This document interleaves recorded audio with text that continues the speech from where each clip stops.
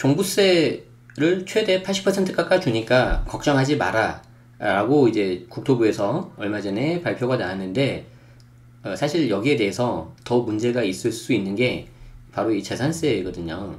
이 보유세는 여러분들이 아시는 것처럼 재산세와 종부세 두 가지가 있습니다. 그런데 이번에 공시가격이 굉장히, 공동주택 공시가격이 굉장히 급등을 해서 이 모두 영향을 미치는데, 공시가격이 이 재산세, 종부세 모두 영향을 미치는데, 사실 종부세 자체만 놓고 보면 1주택자분들 같은 경우에는 그 금액이 작을 수 있습니다. 작을 수 있는데, 여기서 핵심은 뭐냐면은 재산세 부담이 더 클 수가 있다는 거예요. 그래서 조삼모사하는 격이다라는 기사가 있는데, 자, 어떤 내용인지 한번 보도록 하겠습니다. 자, 출처를 밝히고 말씀드릴게요. 조선일보 조선비지에서 나온 기사고요. 2021년 3월 19일자 기사입니다. 광고 없애고 보겠습니다. 조삼모사도 아니고 일부러 사람을 속이는 것 같아서 기분이 더 나쁩니다. 강남구 대치동 한보 미로 맨션 아파트를 37년 보유한 77세 박모 씨는 이제 이게 약간의 그 주의를 끌기 위한 그런 거죠. 아주 구체적으로 들어가지 않습니까? 아파트 단지명이 나와버리는 거죠. 자, 국토교통부가 발표한 올해 공시가격 인상을 보고 한숨부터 나왔다. 그렇지 않아도 부담이던 보유세가 이번에 얼마나 더 늘어날지 가늠이 안 되기 때문인데, 그나마 국토부가 1주택 장기보유 고령자의 경우 세부담이 상당 부분 경감할 거라고 발표한 것을 보고 다소 안심했는데, 예상 보유세액을 보고 오히려 더 화가 났다. 이때 1주택 장기보유 고령자의 경우 세부담이 상당 부분 경감할 거다. 이거는 종부세에 해당하는 겁니다. 재산세가 아닙니다. 종부세 인상폭은 국토부 발표대로 예상보다는 덜 늘었지만 재산세 인상폭과 부담률이 종부세보다 높아서 세금이 훌쩍 뛴 건 변함이 없기 때문이다. 자, 박 씨는 1983년 아파트가 지어질 당시 매수해서 40년 가까이 한 집에서만 살았다. 일평생 집값 올려달라고 한 적도 없고 실거주인데 이 나이에 벌이도 못하고 재산세는 500만원 내야 하는 죄목이 뭐냐고 하소연했다. 이러신 분들 많이 계실걸요? 제가 예전에 목동 12단지에서 세금 그 소유자분들 대상으로 한번 강의를 한 적이 있었는데 약간 비슷한 거네요. 그때도 굉장히 어떤 할머니께서 오셔가지고 제 손을 막 잡으시면서 나 이제 세금 많이 내야 되는 거냐고. 그때가 2017년인가 18년인가 그랬었거든요. 그때 제가 아니에요. 실거주니까 괜찮을 거예요. 1주택자는 정부가 보호하고 투기수교 2주택자 이상 이렇게 한다고 합니다. 라고 했는데 제가 갑자기 거짓말쟁이가 돼버렸어요. 이제 안타깝습니다. 자, 19일 부동산 업계에 따르면 전국 아파트의 올해 공시가격은 평균 19.1% 인상이 됐고, 이건 아시죠? 고령 1주택자의 시름이 더 깊어지고 있다. 공시가격을 기준으로 재산세와 종부세 등 세금은 물론 건보료 등 각종 준조세가 결정되기 때문이다. 자, 이에 대한 반발 여론이 좀 요즘에 많이 나오고 있죠? 그러니까 이제 국토부가 지난 17일 보도자료를 내고 일가구 1주택 단독 공동소유의 경우에는 올해부터 고령자 장기보유자 합산세 공제 상한이 70%에서 80%로 확대된다고 밝혔다고 합니다. 그래서 일부 언론에서는 팩트체크를 하면서 국토부의 주장을 지지하는 보도가 나왔는데요. 고령 1주택자의 경우 감면이 많아서 실제 부담이 크지 않다는 취지였습니다. 저도 여기에 대해서는 동의를 하는 바입니다. 그런데 정부의 주장이 틀린 것은 아니다. 현행 종부세 법령은 고령자들을 위해서 60에서 65세는 20%, 이게 이제 고령자 세 공제죠.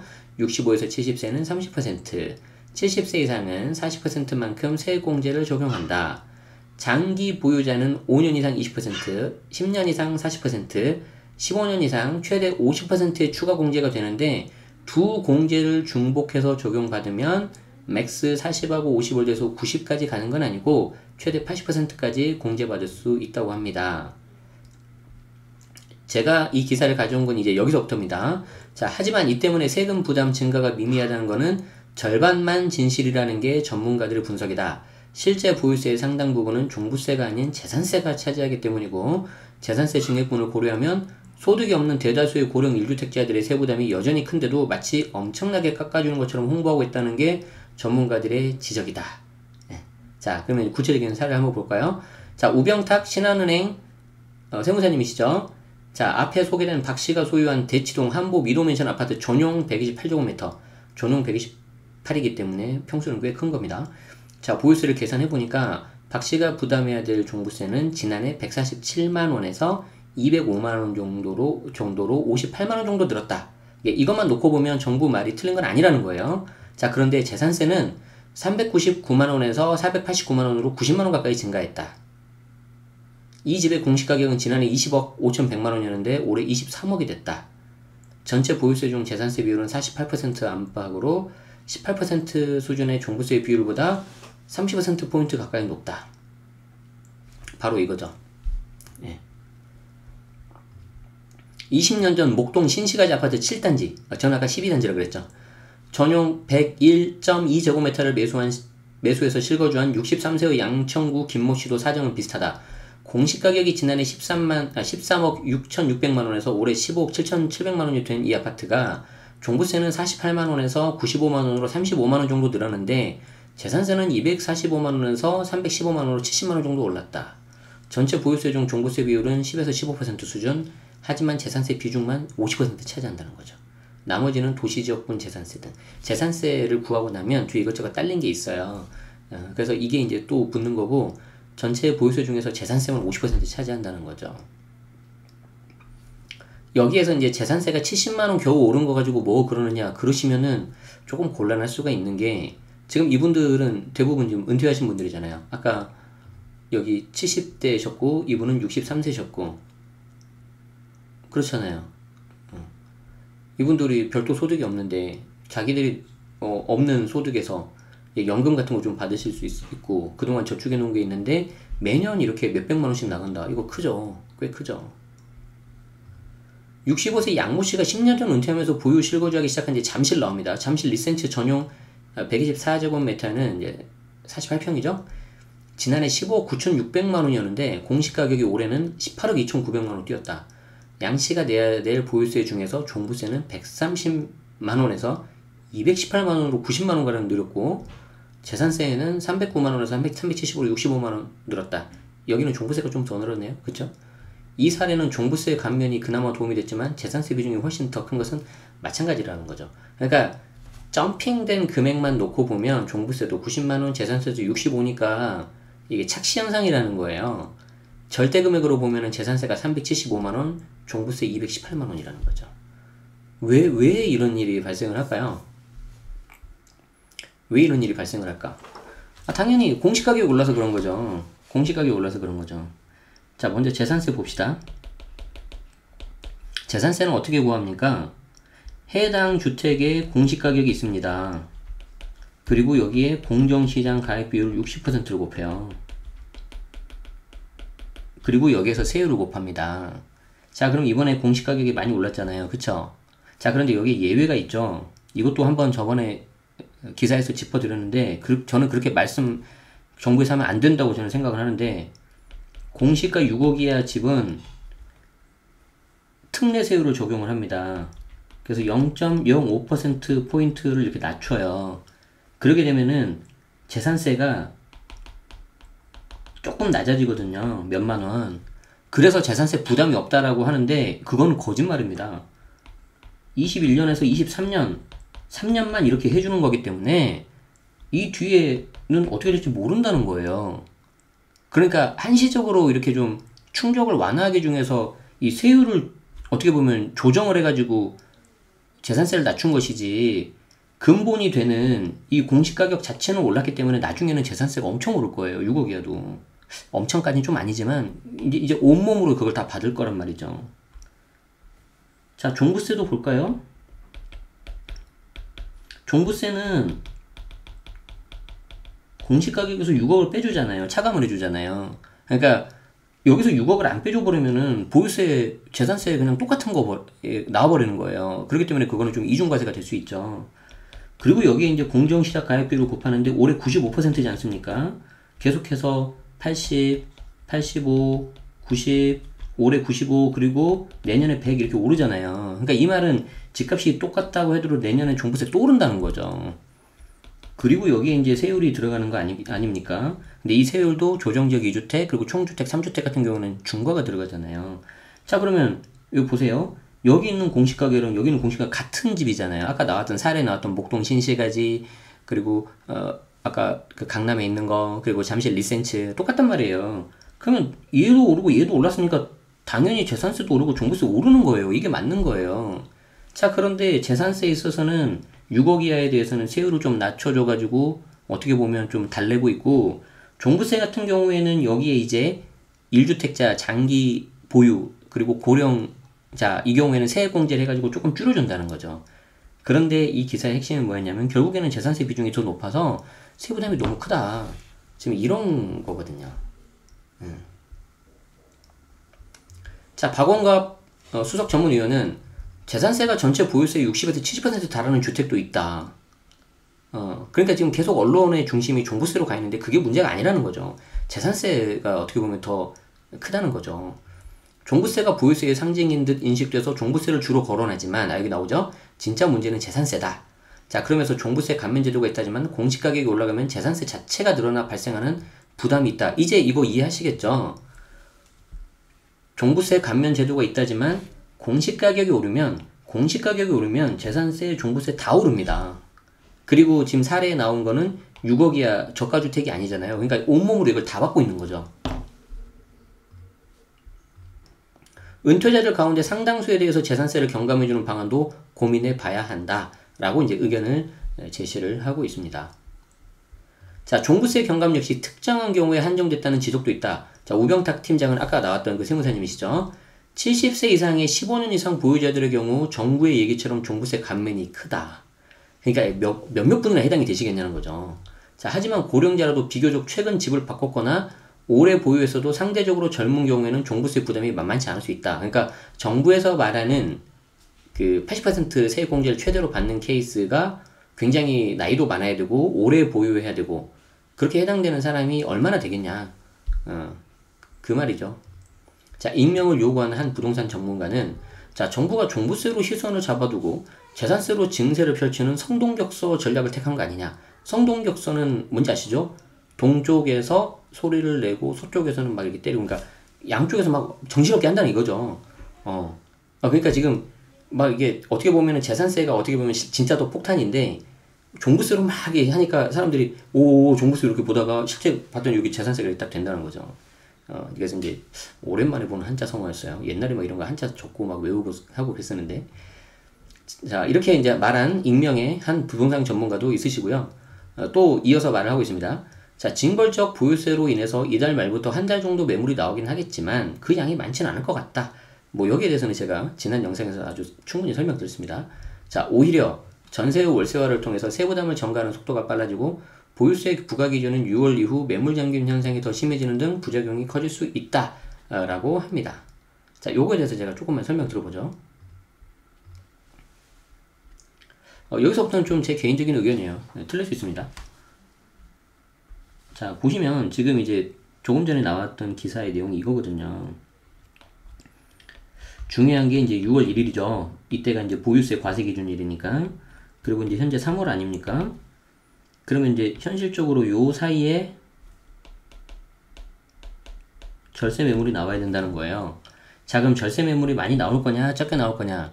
이거는 지난번에 한번 기사 3개 가지고 비교한 게 있어요. 그 영상을 좀 참고하시면 될 것 같은데, 이건 아무도 모르죠. 많이 나올 수도 있고 적게 나올 수도 있는데, 저는 개인적으로 그게 뭐 대세에 지장을 줄 정도로 많이 나올 것 같지는 않은데, 왜냐하면 이미 이걸 가지고 부담되신 분들은 그 전에 끝냈다는 거죠. 자, 어쨌든 이렇게 해서 그래도 일부 나오긴 할 겁니다. 일부 나오고 나서 이제 그 다음에 문제죠. 6월 1일이 이제 딱 지났다. 그러면은 여러분이 생각을 해보세요. 어떤 사람이 이미 내가 보유세를 많이 내요. 보유세를 이제 많이 내는 상황인 거죠.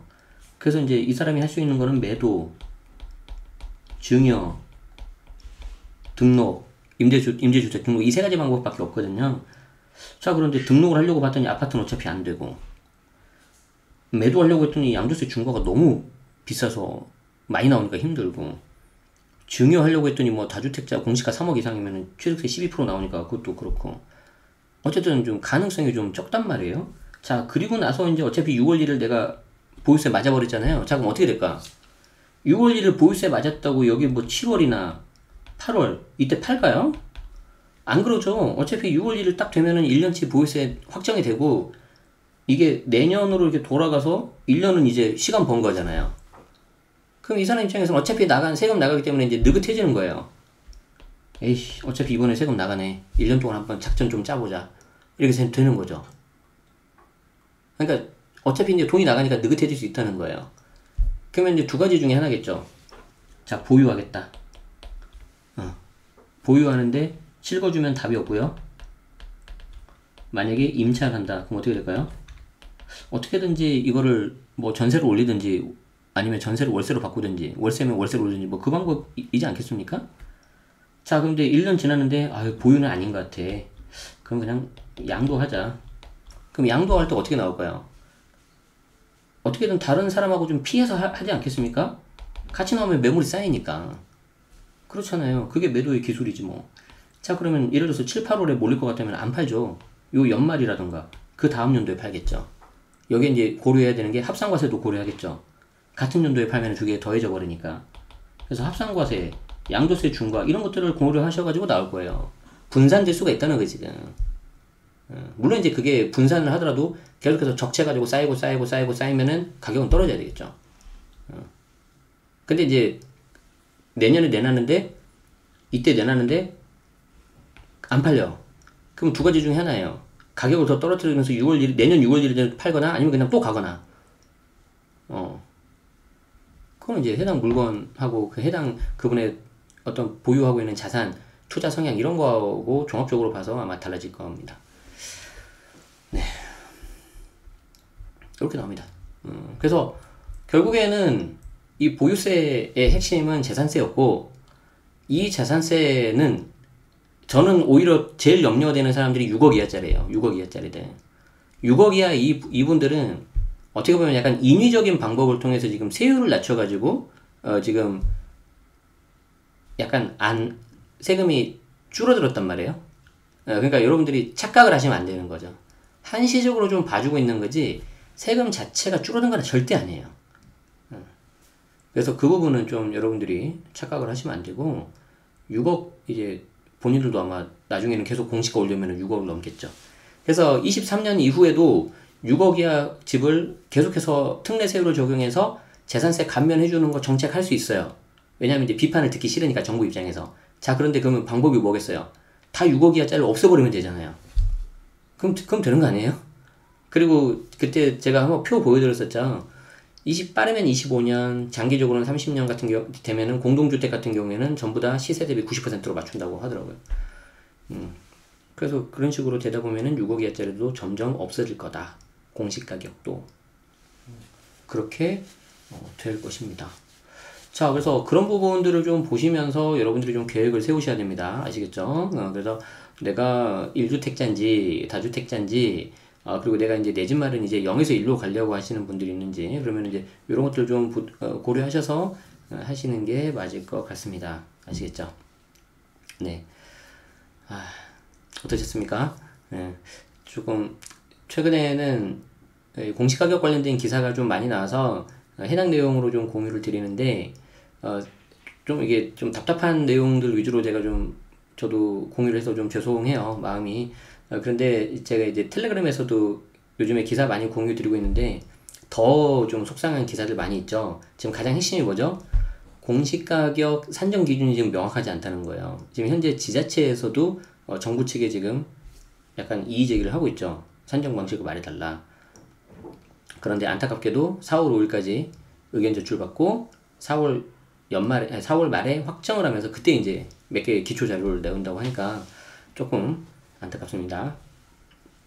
자, 그래서 이 부분은 계속해서 이슈가 될 것 같고 보유세 부담이 늘어나는 거는 이제 어쩔 수 없을 것 같다. 그래서 여기에 대한 뭔가 좀 대비가 있어야 되지 않나 그 생각이 듭니다. 자, 거기에 대한 내용은 또 다음에 관련 기사가 나오거나 내용이 없다면은 제가 이제 생각하는 내용들을 빗대어 가지고 한번 설명 드려보도록 하죠. 자, 이제 주말이죠. 여러분들 퇴근 이제 아마 거의 다 하셔서 이제 댁에 가셨을 것 같은데 그래도 주말 잘 보내시고 뭐 이게 기분 좋게 잘 보내시고요. 날씨가 이제 좀 많이 따뜻해지고 있죠. 특히 이제 일교차 크니까 건강관리 잘 하시고 우리 여러분들 또 다음 주에도 즐겁게 만나 뵀으면 좋겠습니다. 네, 우리 공지사항도 말씀드렸지만 내일 3월 20일 토요일 그리고 3월 26일 금요일 이렇게 멤버십 특강 2회 되어 있으니까 그거 또 보셔서 제가 거기에서 또 이제 지금 다 말씀 못 드린 거는 거기에서 또 말씀 드릴 거예요. 그래서 그런 부분들 참고하셔가지고 여러분들 좀 어떻게 할지 좀 해안을 도움이 좀 됐으면 좋겠습니다. 오늘 한 뒤풀이 잠깐만 해보도록 하죠. 혹시 궁금한 거 있으신 분들은 남아 계시면은 제가 거기에 대해서 질의응답 조금 받고 마무리하도록 하겠습니다. 자, 오늘도 함께 해주셔서 너무 감사드리고요. 주말 잘 보내시고 저는 내일 명사초청 라이브 특강 때 뵙도록 하겠습니다. 고맙습니다.